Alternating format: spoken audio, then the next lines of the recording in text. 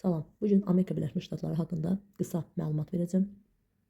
Şimali Amerika materikində yerləşir, şimal və qərb yarımkürəsindədir. Şərqdən Atlantik okeanı, qərbdən isə Sakit okean suları ilə əhatə olunmuşdur. Şimalda Kanada ilə sərhəddə yuxarı Hurun, Erie, Ontario gölləri yerləşir. Meksikan sadəcə deyirik ki, Amerika Birləşmiş Ştatlarının ərazisində yerləşir, digərləri sərhəddə yerləşən göllərdir.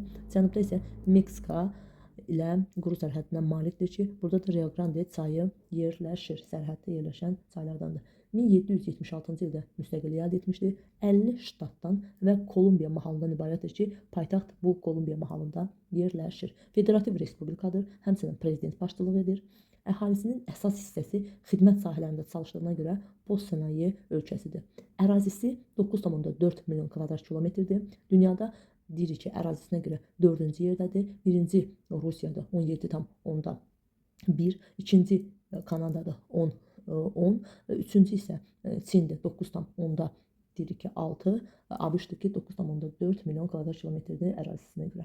Əhalisinə görə isə üçüncü yerdədir Çin və Hindistandan sonra. Əhalinin əsas hissəsi New York şəhərində yerləşir və bundan əlavə deyə bilərik ki, urbanizasiya səviyyəsi yüksəkdir. Aqlomerasiya, milyonçu aqlomerasiyalar var, 40-dan artıq.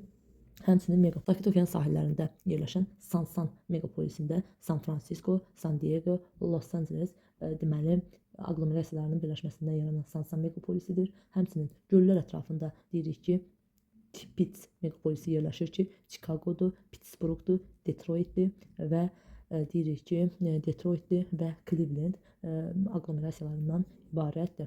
Sonra Bosbaş megapolisidir ki, şimal-şərq megapolisidir. Bu da Boston, Washington, New York, Philadelphia deməli megapolislərindən ibarətdir. Deməli sənayedən danışarkən deyirik ki, 90% emal edici, 10% isə energetika və hasilat sənayesindən ibarətdir. Bundan əlavə AIS-lər 20, IS-lər 4/3 hissəsini təşkil edir. CS-lər isə əsasən Kolumbiya, Kolorado çayları üzərində yerləşir, nisbətən azdır. Həmçinin qara və əlva metallurgiya üçün xammal deyirik ki, Apalas dağları da filiz, göllər ətrafında dəmir filizi ehtiyatlarına görə fərqlənirlər. Qara metallurgiyanın xammal hesab olunur və əlva metallurgiya isə deyək ki, missing qurğuşundur ki, bu da idxal xammalına əsaslanır. Elektrik enerjisinə tələbatı çox olduğuna görə əsasən Kolumbiya çayları, Kolumbiya, Kolorado çayları kənarında yerləşir. Maşınqayrmaya görə 26 ştatı inkişaf etmişdir. Həmçinin başlıca avtomobil ştatı Michigan, avtomobilin paytaxtı hesab olunur Detroit və maşınlar isə General Motors, Ford və Chryslerdir ki, Detroitdə yerləşir şirkətləri. İkinci mərkəz isə Kaliforniya ştatı hesab olunur.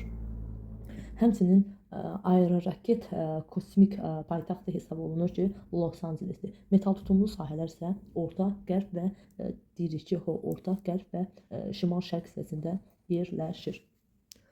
Neft kimyaya görə fərqlənir Houston və yüngül və yeyinti sənayesinə görə isə yeyinti sənayesi əsasən prairie və göllər ətrafında iri müəssisələrdə cəmləşmişdir. Ən iri sənaye rayonları desə Los Angelesdir, New Yorkdur, Los Angelesdir, New Yorkdur və Chicagoda yerləşir.